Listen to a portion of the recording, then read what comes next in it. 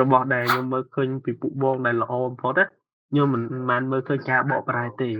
ហើយក៏មិនបានមើលឃើញថាបងនឹងចេះបានប្រហែលដែរសំខាន់មើលឃើញថាបងអានត្រូវតាមតង់របស់គេអត់គឺបងទាំងពីរត្រូវទាំងអស់ហើយចំណុចទី2គឺព្យាយាមរៀនអត់ទេពួកបងព្យាយាមចូលទាំងអស់ទោះបីអ្នកទោះបីរវល់ក៏ព្យាយាមចូលដែរអាហ្នឹងជាចំណុចដែលរៀនចង់ត្រូវការបំផុត Vâng, thì thầy, dương cảm còn ơn đã em. buộc bật hàng luôn ai mà màu nó từng cái nào thế mà ngày tam tổng ti đi còn mà màu như thế dân nghe xuống thật từ lưới cứ rùng lật vị đó nó về để cho kềnh cứ có về ngập phí kềnh miên sập hậu đai muối tới còn miên tu sắp gọt tục vị đọc cùng bảy vị để dân riêng được má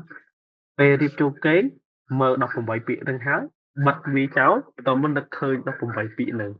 nhưng được sầm máy ở sầm máy khơi tao đọc biết ក៏ល្អដែរហើយមិនចាំបាច់ដើមមើលសម័យទៅចឹងទៅរយៈពេល2ថ្ងៃបងដឹងថាខ្ញុំពេលខ្ញុំរៀនភាសាវៀតណាមមុនដំបូងខ្ញុំរៀនប្រហែលពាក្យក្នុងមួយថ្ងៃអត់ពេលខ្លះប្រាប់ទៅអាចនឹងអត់ជឿតែវាជាការពិតណាជាទូទៅមួយជុំខ្ញុំរៀន40ពាក្យជាមួយជុំយើងរៀនដកស្រង់ចេញពីពាក្យទាំងអស់ដែលនៅក្នុងសភៅមេរៀននិយាយទៅមួយថ្ងៃគឺរៀនមួយមេរៀនគឺមួយជុំដែរ មួយថ្ងៃមួយជុំដែរគ្រូឲ្យរៀនមួយជុំដែរអញ្ចឹងទៅយើងមានពាក្យប្រហែលជា40 60ពាក្យថ្ងៃខ្លះជៀបដល់80ពាក្យសរសេរដាក់ក្នុងសភៅហ្នឹងខ្ញុំសរសេរឲ្យបាន3សភៅធំអញ្ចឹងវាខ្ទង់ជាង5000ពាក្យអញ្ចឹងបានចេះដល់ឥឡូវ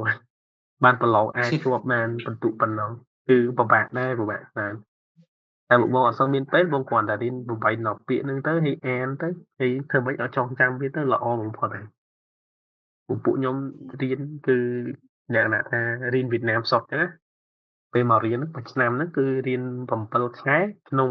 6សប្តាហ៍រៀន5ថ្ងៃអញ្ចឹង5ថ្ងៃហ្នឹងគឺរៀនវៀតណាមសុទ្ធនិយាយទៅវាពេលបាត់ថាពេលវេលាវាតិចប៉ុន្តែបើគិតតាមធម្មតារៀនច្រើនអាចនឹងស្មើ2ឆ្នាំរៀនក៏ថាបានបើសិនជារៀនតែ1ម៉ោងបាត់ហ្នឹងណាអញ្ចឹងពិបាកបន្តិចអត់អីទេ